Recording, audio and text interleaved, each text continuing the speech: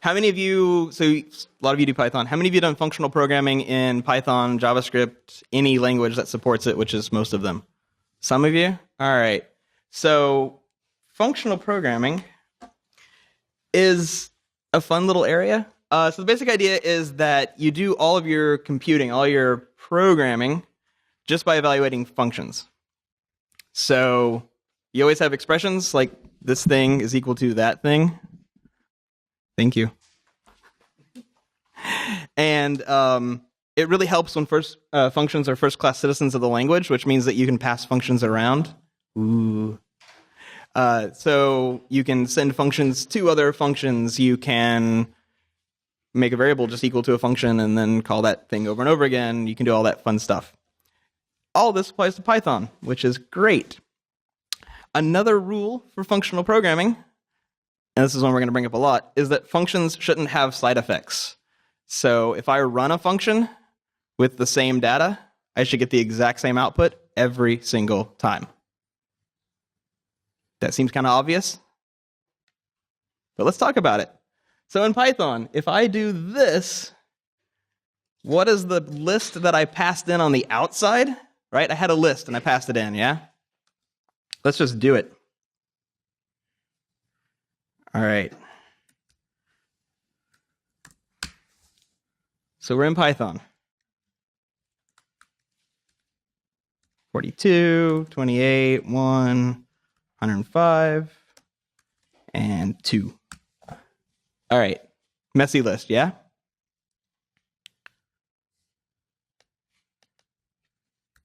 Now cheating. All right, so there's my function. If I call reverse list and I pass in A, what do I get back? Right. So now what is A? Is it my old list or is it the reversed list? Nope. This function has a side effect because this function calls list.reverse, which reverses list in place because lists are mutable. You don't want that. You don't want side effects. Okay. So, because we don't want side effects. So, we're going to talk about addressing side effects in a moment, but we'll go through some more bullet points here. Functions should also be limited in their scope and their functionality. You want to write small little functions. Lots of them, but they're really small. All right? They just do a little bit. For instance, this is very ew. Let's look at this, and we'll see part of why it's bad, too. So we take in a list, we reverse the list, we swap the first and last items of the list, we stick a thing into the list. If it's a string, then we reverse the first thing that's in the list. Or sorry, if the first thing in the list is a string, we reverse the first thing in the list. Otherwise, if it's a number, then we int divide it by 2, and then we eventually return the list. This is horrible. It does a lot of stuff. It doesn't have any side effects, though, which is nice and weird, but it's still ugly. So we could break it apart into nice small functions, right? Because we want them to be limited in what they do. Small scopes, small amounts of functionality. This isn't necessarily better because it's still doing really ugly stuff down there on the bottom, but it's better because it's small, right? Okay, last thing, and then we'll get to some code. Well, almost last thing.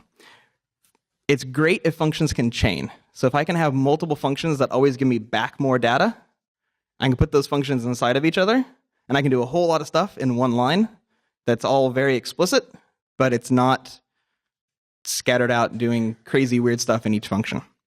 Okay, so that means we're going to use return a lot. Way more than you may be expecting.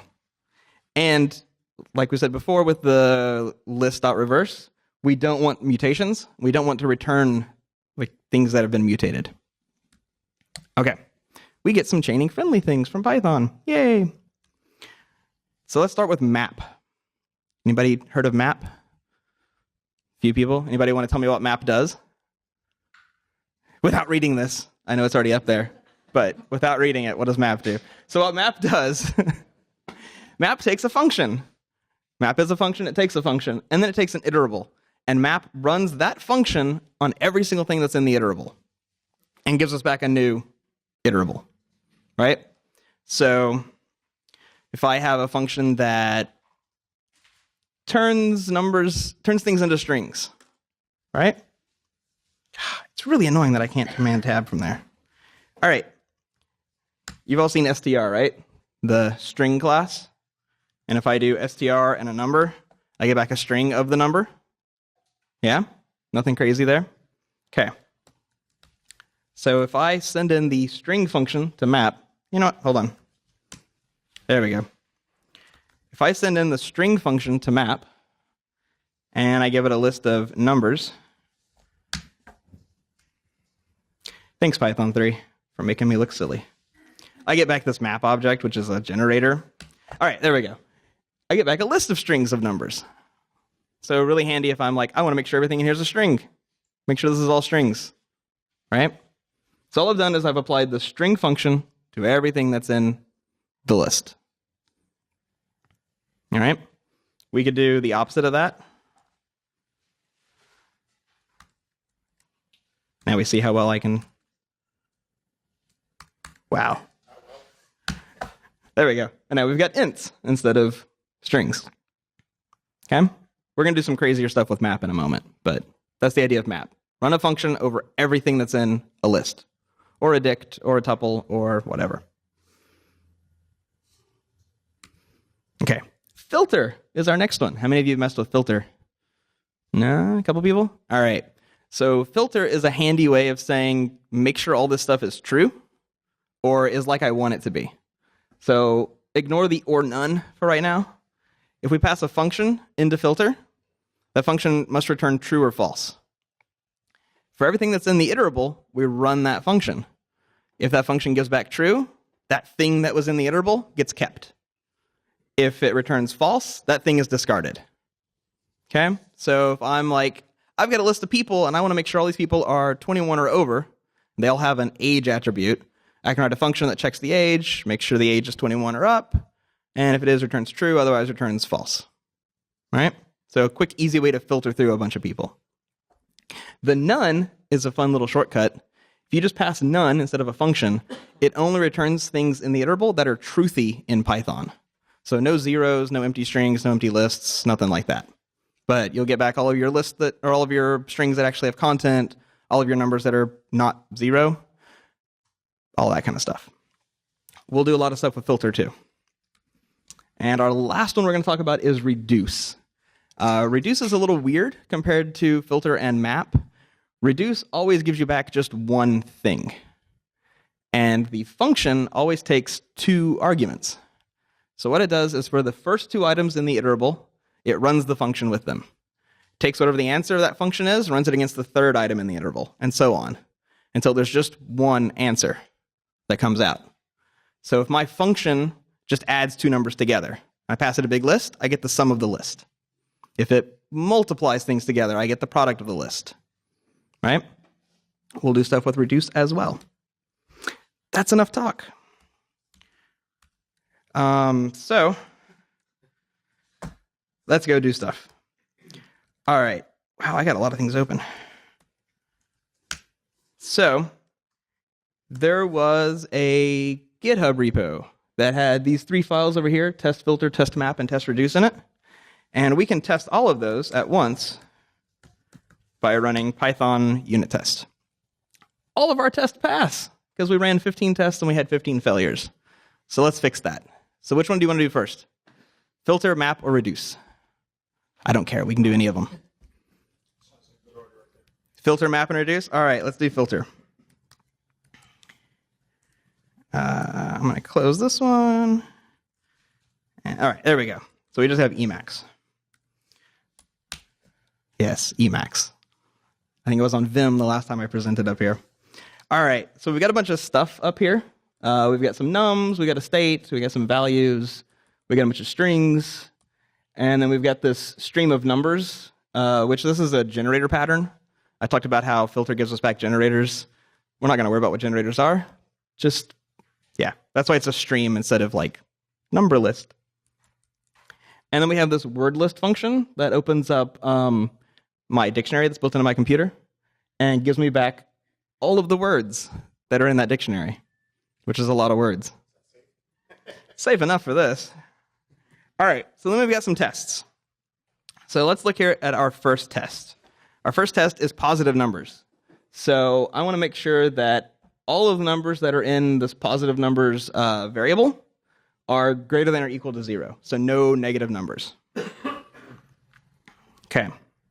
But if I look at nums, I got a -2 in there, and I want to get rid of that. And I'm going to be somewhat obtuse and not just use remove. So let's write this. So positive numbers has to equal something. So filter, there's going to be a function, and there's going to be nums, right? So I want interaction on this, by the way. You can all yell out things at me, and I'll ignore the things I don't like. So we need to write a function that only gives us back the numbers that are greater than 0. So what are we going to call it? Anybody? How about positives? Yeah, does that work? Okay, and it needs to take a single item. So it's going to take a num or an nu. Okay, inside of this function, how do we check if a number is greater than 0? Or greater than -1, rather. Turn num greater than or equal to 0. Does that work? Good for everybody? Okay, that's it. That's my entire function. All I'm doing is making sure that number is bigger than that. And in here, I have to tell it what function to run. All right, I'll scroll that up a little, as much as I can since I'm at the bottom of my file. So all we're doing is we're using filter, we're using our positives function we just wrote, and we're using our nums list that's up at the top. Okay? Shall we see if it works?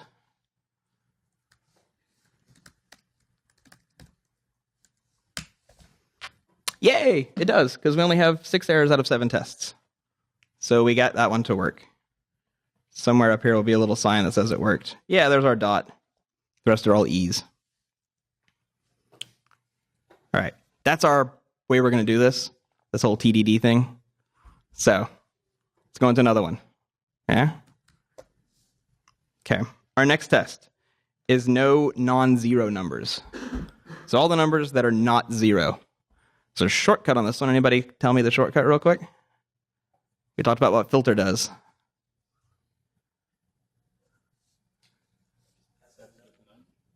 Right. So non-zero numbers is what we have to call this. So filter none and nums, right? Because 0 is falsy.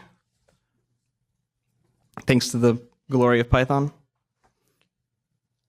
Sorry for things like flashing up there. My Emacs likes to do a lot of things. All right. I also think it's kind of cool that I wrote way more lines of code for tests than I have to write for solving this. And we're going to make it even shorter by the end if we get to lambdas. So, yay. Or list comprehensions. All right, let's see if that passes. It does. 5 errors, not 7. All right. What's our third one? No vowels in one word. So I got a word. My word is California. I don't want there to be any vowels in it. So vowel is my variable here.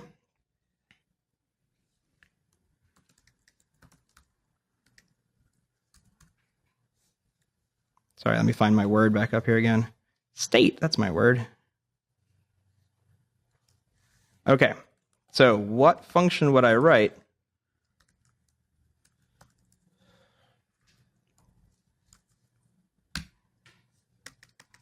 actually, that's not going to be a word that comes in. It's going to be a letter. Because when we look at a word as an iterable, we just get the letters, right? So how do we get rid of the vowels? If letter in A-E-I-O-U, actually, we'll do it easier. Not in. Or return true. Either way. Returning the letter is truthy. Returning true is very truthy because it's true. All right. And then no vowels. All right. See if it works. Oh, it didn't work. Why didn't that work? No vowel word. That's what I'm supposed to call it? No vowel word. Wow, I picked weird variable names. Still didn't work.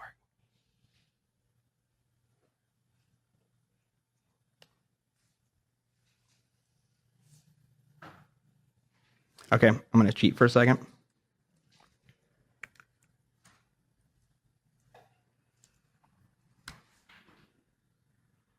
No vowel word. Oh, that's right. I got to pass in an actual word. All right. Okay.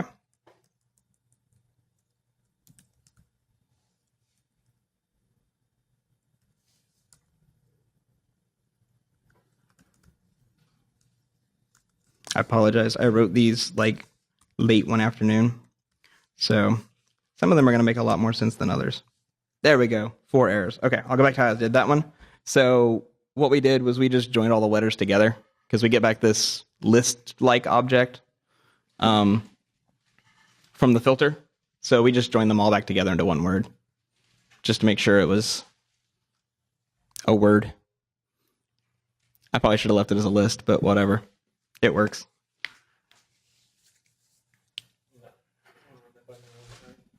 Okay, so we call filter with no vowels on our state name lowercase, right? And then that gives us back this list-like object. And so we join it back together with no spaces so that it's a string again instead of this list-like object. That's only because of how the test was written that we have to do that. If the test wasn't written to where it's calling this dot lower, then it wouldn't have had to do that. But it's okay.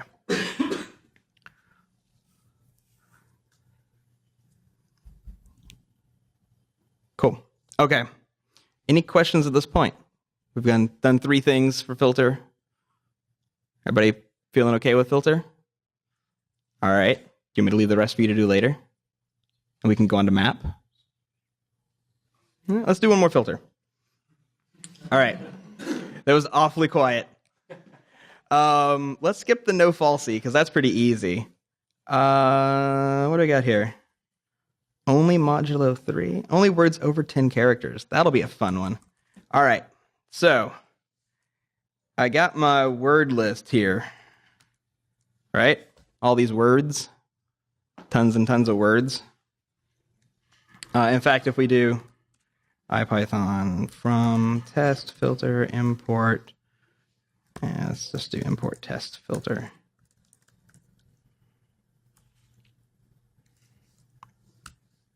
We get back this generator.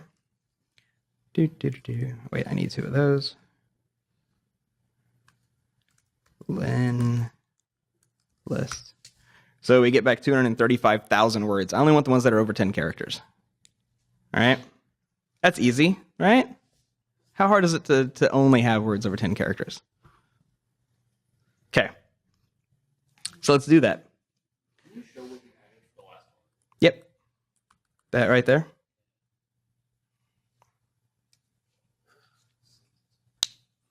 I will make all of the answers available at the end as well.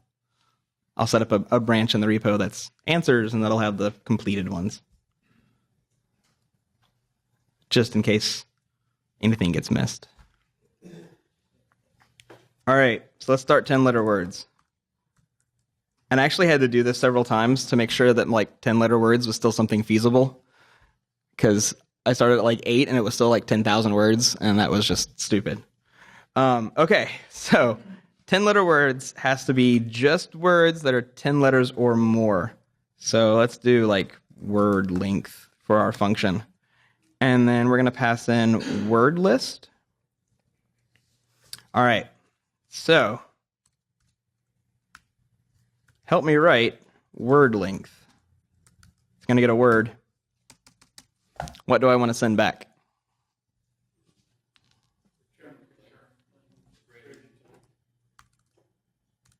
So return len word greater than or equal to 10. Did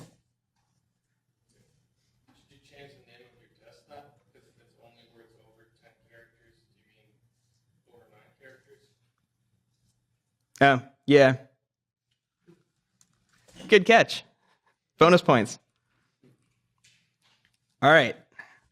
So our word length just says, hey, is this word more than 10 letters long or equal to 10 letters? We could have also just done greater than 9.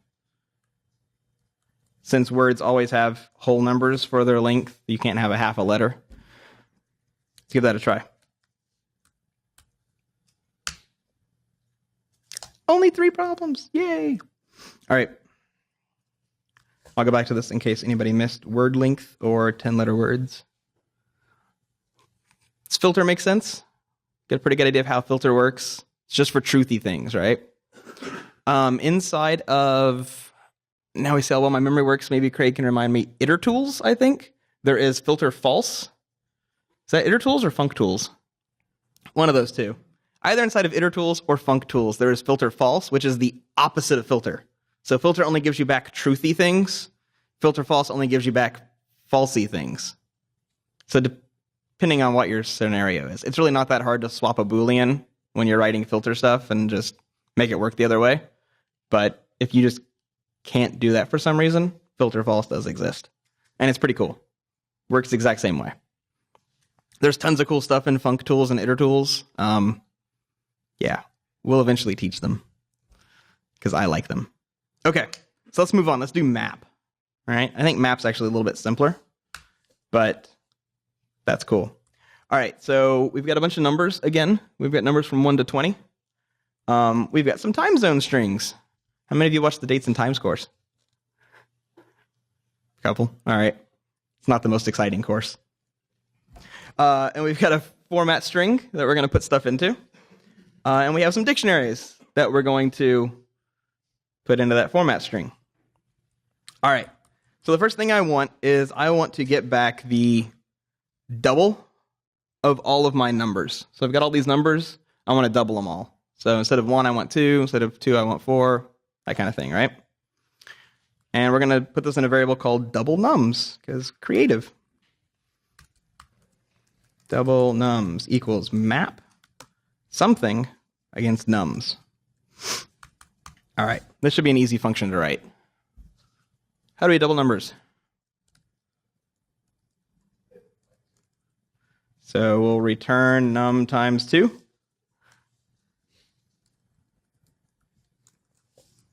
All right, so double nums, we're just going to run map, and we're going to pass it doubler, which is our function that returns number times 2 for each of the numbers. All right, let's do another one before we test this. Let's do the half numbers, because that's the same idea, right? So we've got half nums, and it's going to be, we'll say halver, whatever it would be. Naming things is one of the hard problems in computer science. All right, and this would return num divided by 2, right? So double nums, we're multiplying by 2. Half nums, we're dividing by 2. Fairly straightforward? Yeah? Okay. That's part of why I like map. Map is just like, oh yeah, obviously that's what I'm going to do. So 5 tests, only 3 of them failed. So the time zones, the num strings, and the format strings are all bad still. Let's fix those. All right. Num strings looks pretty easy. Num strings actually looks insanely easy because all we're wanting to do is make each of our numbers a string. I did this one like 15 minutes ago. Remember what it was? All right.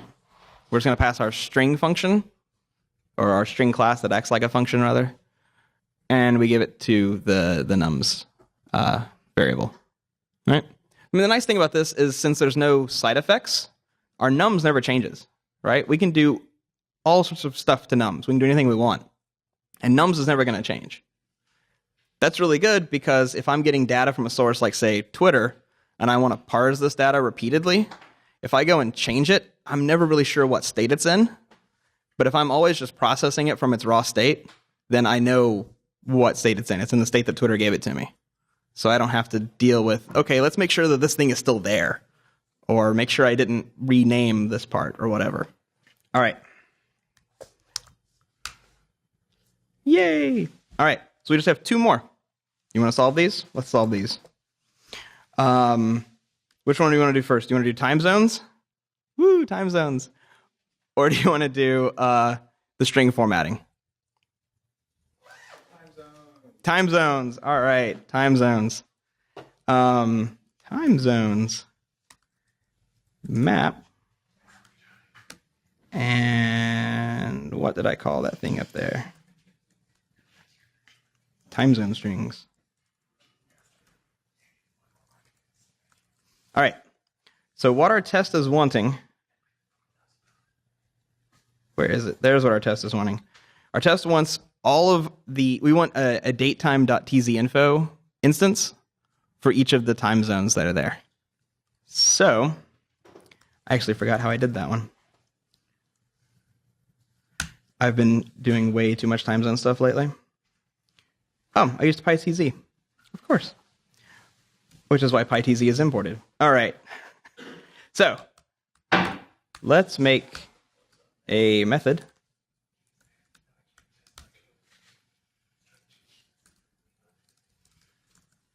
that makes time zones for us. All right. If you haven't watched the course, you may not know how to do this one. Or if you haven't played with PyTZ yourself. So all we want to do is we want to return pytz.timezone with the name that was passed in. Does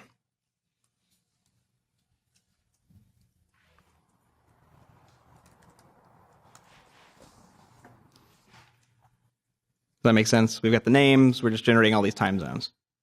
All right. All right. Let's see if that one passes. And then we're going to hopefully make it simpler. Yeah, it passed. All right. So we know that map calls a function on everything. What do we pass in, right? So I should be able to do pytz.timezone because that's a function, right? It generates a time zone or a TZ info thing. We really don't want to go into what time zones are. So I should be able to just call that method straight from there without having to use my time zoner. Yep, I can. So I don't even have to write this code. That's useless code. I wasted 2 whole lines and a blank line or 2. Don't waste lines of code. They're precious. Okay, so our last one is this format strings. We've got this string up top. Let's go look at it. This format string that just has a couple of named placeholders. One of them is called name, and the other one's called thing. It's a very creative sentence. And then we have these dictionaries that have keys and values in them. We're going to put those into the string. Yeah? All right. So we actually have to write code for this one. What's this supposed to be? Statements. Map. Let's do formatter. And what we want to pass in here is the dictionaries, because that's what we're going to loop through, all these dictionaries.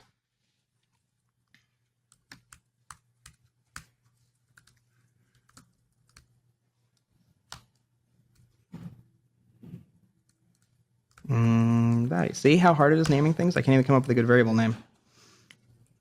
All right, trying to get this so you can see more.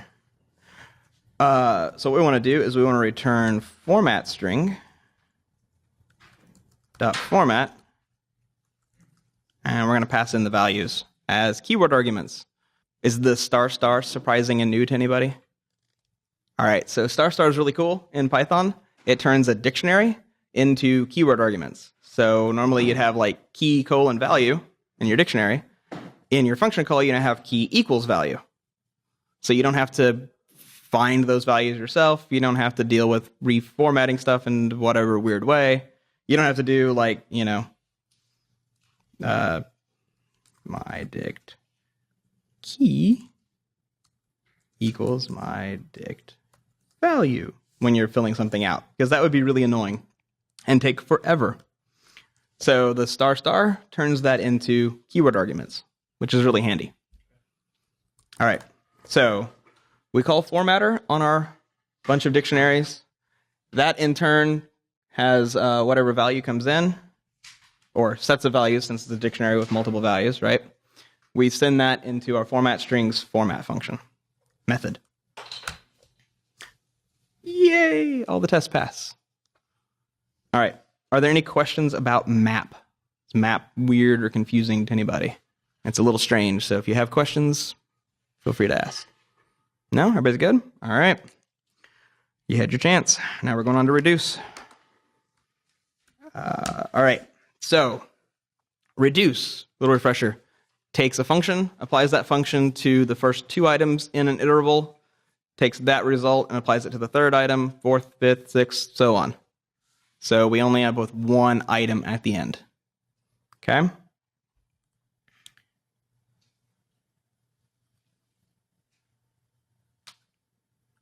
it looks like I left the functions in there, so that's handy.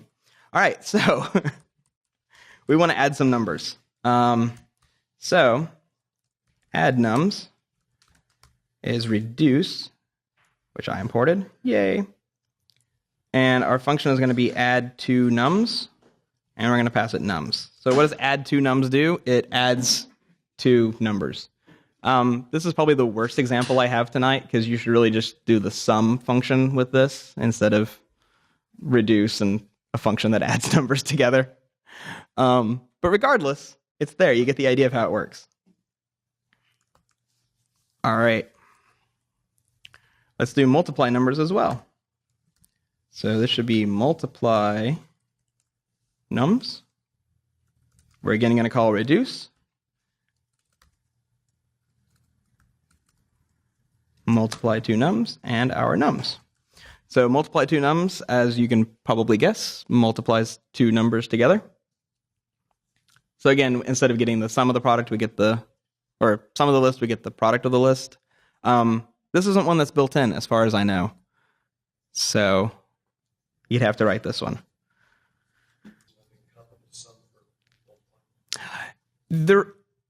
Not from multiplying a list as it is. There is a built-in way to solve this problem without having to write a function, though. We can talk about that in a minute. It's a really cool library called Operator that's part of the standard library that has tons and tons of stuff in it. But one of the cool things it has is a function called mul that multiplies two numbers together. So you just use operator mul instead of writing multiply two nums. All right, and then let's solve longest.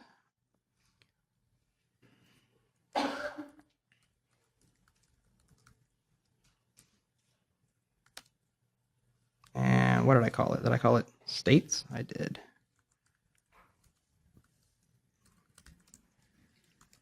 Okay, so we'll look at this one. It takes two strings. Yeah, two strings. And it returns, if one is bigger than two, then it returns one. Otherwise, it returns two. There's another way of doing this too, but we'll talk about that later if we have time. All right, so we used three already written functions, but this should solve our tests. We're good. There's our tests. All right. Any questions about reduce? Does that one make sense? Function iterates over sets of things, gives you back one final answer. What was that? Oh, walk through what it's doing? Yeah. So we have two strings that come in, which we're creatively calling string 1 and string 2. We're checking to see if the length of string 1 is greater than the length of string 2. And if it is, then we send back string 1. If it's not, which means that string 2 must be longer, or they're equal, which I made sure they weren't, then it returns string 2. Yeah, so the first time through, it's going to have Ohio and Alaska. So which one's longer? Alaska. So the next time through, Alaska becomes state 1, and California comes in. So which one's longer? California. So state 1 becomes California, state 2 becomes Oklahoma. California is still longer. So there's nothing else to take as another argument. So it says, okay, California is your answer, and sends that back.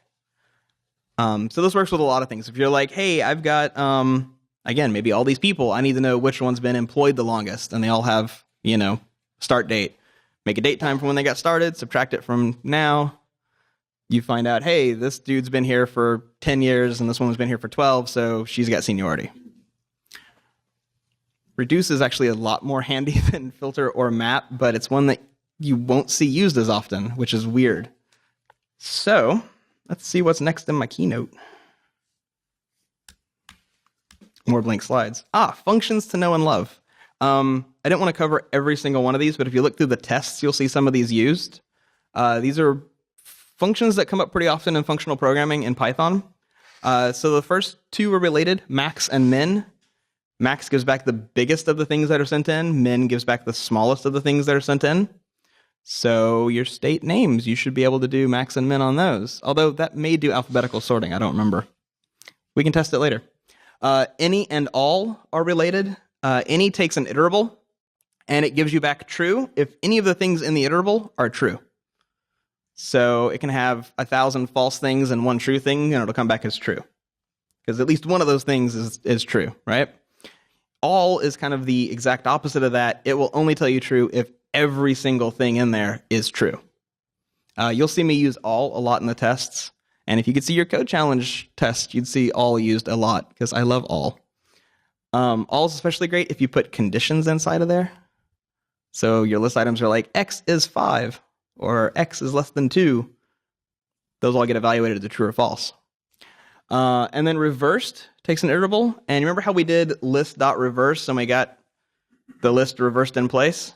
So reversed will actually send you back a new list that has been reversed from the old list. So it doesn't overwrite your old one, because we don't want to mutate things. And then sorted is the same idea. And instead of calling list.sort, you can use sorted on a list, and you get back a sorted version of the list. Sorted has some other stuff you can add to it to change how it sorts, but that's beyond tonight. We will end up covering all of this stuff at some point. So, yeah. It'll do a natural sort. Okay, first let me repeat that, since Polly pointed that out. So if you don't provide a way to sort to sorted, what does it do? So it does a natural sort, and what a natural sort is kind of how you think of things as being sorted. So like numbers will come first, and then characters, right? I may have that backwards. I'm pretty sure that's right.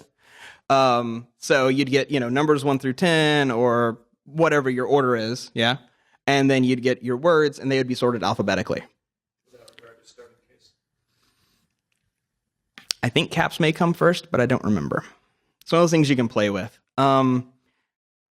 Sorted is pretty handy on its own. Once you start writing the sorting functions that it expects, it opens up like whole new worlds.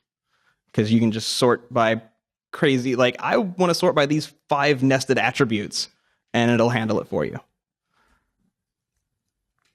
What else is in here? Questions. We'll come back to that one, because it hasn't been that long. Okay, let's talk about lambdas. Anybody used lambdas? You have, probably. Who's written anonymous functions in JavaScript, where you just pass function into something? Those are lambdas. They just don't call them a cool name. Okay, so let's go write a lambda real quick. So we'll have nums. We'll again make it a list of 1 through 20. All right, so nums is just some numbers, right? And we had this map, and we had a doubler function, and we passed in nums, right? You remember doing that? All right, I don't want to write doubler, because I'm lazy. All right, so nums I still have. I don't want to write doubler. So I'm going to write map, and I'm going to write the word lambda, which I have a really hard time typing, so tell me if I misspell it. So lambda is an anonymous function. Functions take arguments, right? So after we say lambda, which says give me an anonymous function, we can tell it what arguments that function is going to take. So it doesn't matter. I'm going to call it num. Okay? And we do a colon because it's a function. It starts with a colon.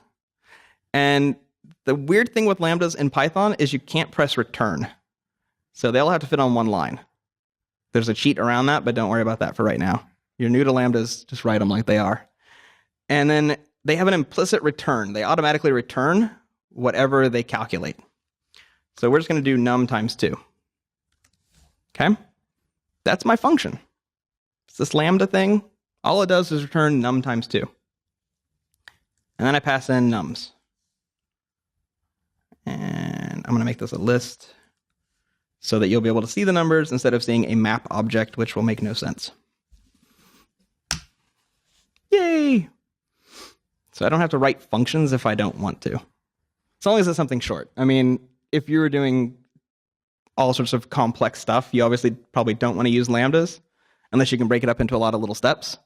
But if you're just doing something short and quick, lambdas are amazing. So what that means is we can do all of these without functions. So let's solve this modulo 3 one. Modulo 3 nums is going to be a filter, and we're doing it with nums. All right. So I have a lambda, right? And it takes a number, and I'm going to return if that number modulo 3 is equal to 0. Okay? Because modulo is weird, as Dave can tell you, and we have to make sure that it's equal to 0. All right? Now, we'll see if anybody gets this. You should. Why do I have to make sure that it's equal to 0 instead of just doing modulo 3? Because if I just do modulo 3, I get back either a number or I get back 0, right? So on ones where it actually is modulo 3, I'd get back 0, which is falsy, which would make filter not include it. So that's why we have to do the is equal to 0 so that we get back true. It's a weird one, but it works. And it makes sense, sort of.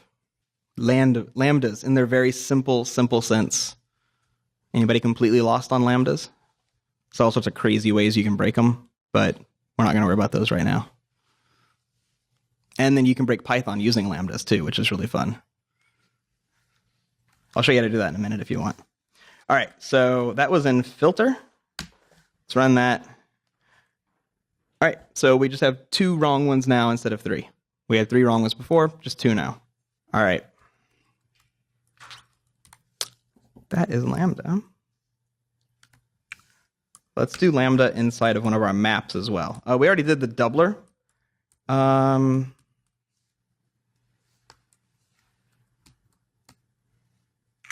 So we can do it here too. So we've got lambda, and we've got values. I'm actually just basically copying what happened up there in formatter. Format string dot format values. All right. It's literally the exact same code. I just wrote lambda instead of def formatter values return. So I saved what? 30 characters? But if I'm only ever using this once, or maybe I'm assigning my map to something else somehow so that it can be called multiple times with multiple values, then, I save myself a decent amount of typing. Let's make sure that still passes. It does. Yay. And then, I guess the last thing before we do questions. Actually, we'll go ahead and do questions. I'll leave list comprehensions for another time. But before we do questions, I got one other thing that's important. So if you want help, if you're like, Python's really cool, but some of the stuff is confusing, there are 2 awesome groups here in Portland. One of them is the PyLadies. Yeah, PyLadies. They meet like 8,000 times a week. It's seriously, their meetings are crazy. But they're an awesome group of women, beginner all the way up to expert. Great group if you need help and are of the womanly persuasion. And then every Monday night, there's a thing that they call the Python Flying Circus. This happens over at the Code Guild headquarters, which I can never remember the street they're on. I think it's water or paper or some other noun. But if you join the PDX Python group, which is our general Python thing, you'll get tons of meetups. But they meet up every single Monday night. And it's pretty awesome. You show up. If you've got questions, they've got mentors. If you want to mentor people, they've got questions. Awesome group to hang out with. All right, so now I'll go back to my questions slide just so it looks cool. Anybody have questions about functional programming in Python? Yes? How do you make lambdas on 2 lines or more? But that's cheating. All right. So I'll show you a couple of fun things with lambdas. Because I like lambdas. I think lambdas are really cool. But I don't like a couple of the rules about lambdas. One of which is they're temporary, they're anonymous. The other of which is they can't be on multiple lines. And the third of which is they don't give me any help. So let's solve those in not that order. So multiple lines. List map.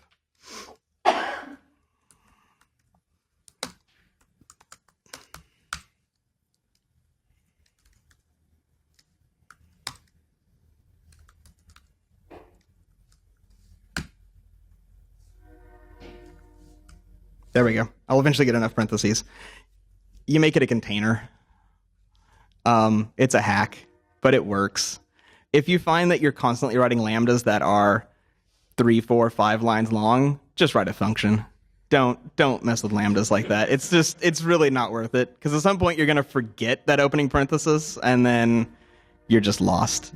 So let's talk about breaking lambdas, because that lambda doesn't really exist, right? I mean, it's there, but it only exists so long as map is running. But if I've written a really cool lambda and I want to have it around for a long time, I can just name it.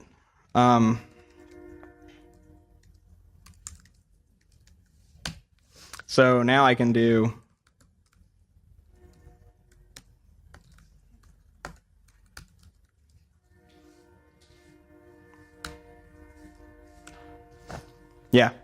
So now doubler exists. It's not a real function, and it's not really a lambda. It's just a thing that's there. Because if I do like type doubler, I mean, it's a function. It is, because lambdas are functions, but yeah, it's not really a function anymore. Yes?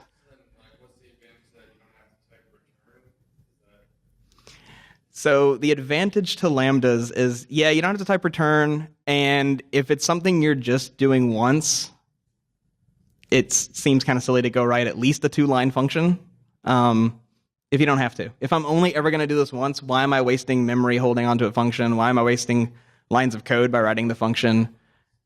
So in the case of like assigning a lambda like that, would that make sense to have like at the top of a function in order to use it like later inside that function to like scope it or whatever? The naming like this, right, of the doubler equals.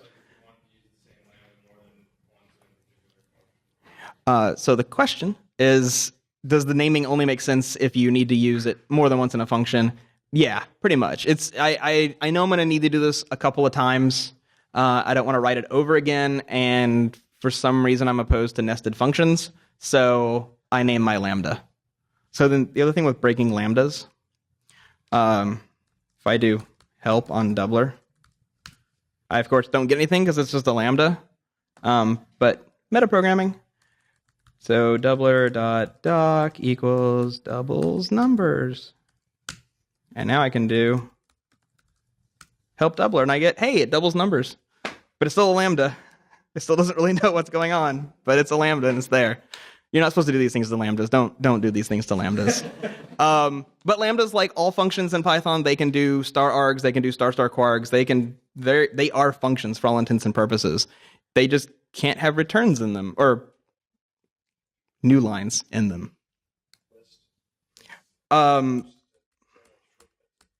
Like one of these, that's just me not counting parentheses correctly, and then Python going, hey, you missed a parenthesis. Yeah, I do that a lot. I love having syntax highlighting in browsers or editors, because, yeah. All right, anybody else? Any other questions or problems with functional programming? Yeah, Portia. Okay. What problem is functional programming solving? Like, what convenience is it bringing to the programmer? Okay. So what convenience, what problem does functional programming address? So functional programming isn't like a panacea, right? Just like object-oriented programming isn't. Object-oriented programming will not be applicable in every single scenario that you find yourself in. And functional programming won't either. But you can often do things a lot faster and cleaner using a functional approach than you can in writing a class or, well, a class, yeah, writing, creating objects, or writing a function that maybe does all this work in one function, and then you have to remember that it does all that stuff. And what if something changes? What if I no longer want to do that step? I have to go edit this thing. Functional programming, that mentality where you're writing things very small and reusable, you get to the point where if you're always writing like that, editing your approaches to code becomes a lot simpler. I just take out one function call, or I go change this one function, and I don't have to worry about what happens elsewhere because, I'm paying attention to this one thing. So the benefit it gives you is that things are in smaller, more digestible packages. And yeah, that's pretty much it. Smaller packages. So I guess it prevents the programmer from making a function and having a function do like 5 or 6 things. Can it prevent somebody from... Yeah. If you have the functional programming mindset, you're used to always creating these small little... they almost seem pointless, these little functions, because they're so tiny. The ones that we wrote tonight are very short. You'll end up writing ones that are 5, 10 lines long, but they do one thing, one major thing, right? So it gets to where you stop trying to put everything into classes that you create for just, I need a thing that does a thing, right? So you build a class that works, but that's often way more overhead mentally and in your program. And it stops you from writing functions that do 50 lines or 100 lines of stuff, because you always break things up nice and small. I'm going to pick on Chris. He's always done object-oriented stuff. And when I first started learning functional programming, I'd be like, hey, try and do this thing. And he'd start writing a class, which worked. And it does it. But it's like, that's not the approach. Yes, that's why you're here. All right, anybody else? Good? All right, I will put the answers up in a branch. I'll try to make sure they all have Lambda options and stuff like that as well, but some of them may not. And then that's it. That's our code.